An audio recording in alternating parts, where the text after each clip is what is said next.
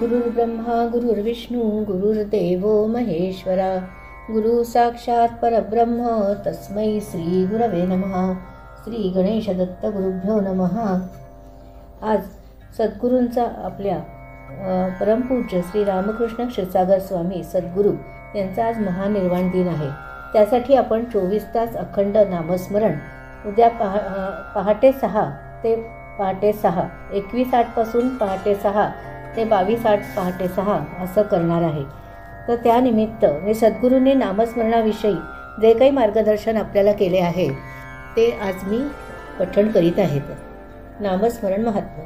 आम्ही तुम्हाला ईश्वराचे नामस्मरण चिंतन व मनन करावयास सांगतो. त्यातूनच ते भक्तांची उन्नती होते व आत्मविश्वास जागृत होतो.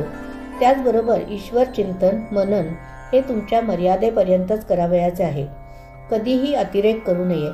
हे सर्व करताना आपल्या मनाला आनंद मिळायला पाहिजे. सहन होईल तितकेच करावे. कधीही मनावर सक्ती करू नका. तसेच तरच तुमची प्रगती होईल. रामदास स्वामी श्रीराम जय राम जय जय राम हा 13 अक्षरांच्या मंत्राचा जप करीत असत.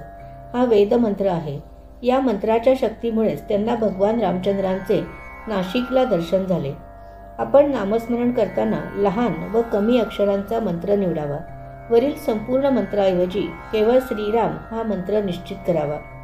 तसेच ओम नमः शिवाय हा देखील वेदमंत्र आहे. हा फार मोठा मंत्र आहे. यापैकी फक्त शिव हा 2 अक्षरी मंत्र निश्चित केला तरी चालेल. एकदा तो मंत्र निश्चित केला तर तोच नेहमी घेत राहावा. यात बदल करू नये. जर शिव हा मंत्र नक्की केला असेल तर कोठेही गेले तरी शिव हेच नाव घ्यावे. मारुतीच्या देवळात आपण जरी गेलो तरी शिव म्हणावे. देवीच्या देवळात गेलो तरी शिव म्हणावे. नेहमी शिवांचेच स्मरण करावे. तुमच्या मनाला अखंड नामस्मरणाची सवय लावा. याचा आश्चर्यकारक परिणाम होतो. तुमच्यावर आलेली संकटे किंवा येऊ घातलेली संकटे नष्ट होतात.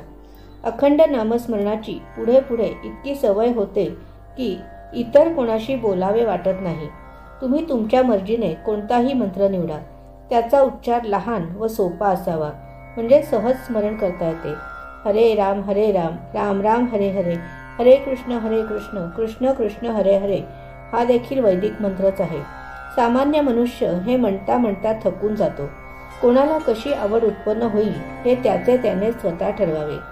हे ज्याचे त्याचे प्रकृतीवर व क्षमतेवर अवलंबून आहे. मंत्र लहान असो वा मोठा असो, दोघांचा परिणाम सारखाच होतो. तुम्ही किती मन लावून स्मरण करता याच्यावर हे सर्व अवलंबून आहे. जप हा फक्त घरी बसूनच करावा लागतो. नामस्मरणाला मात्र स्थळ काळ वेळ कशाचेही बंधन नाही. कोठेही नामस्मरण करता येते. तुम्ही लोक सर्व भार स्वतःच्या शिरावर घेऊन वागता हे चूक आहे. रेल्वेने प्रवास करताना सामानाचे ओझे फळीवर ठेवतो व बसतो, तसे तुम्ही सर्व भार देवावर ठेवा व भक्तीत रंगून जा. देव तुमचे कल्याण करतीलच.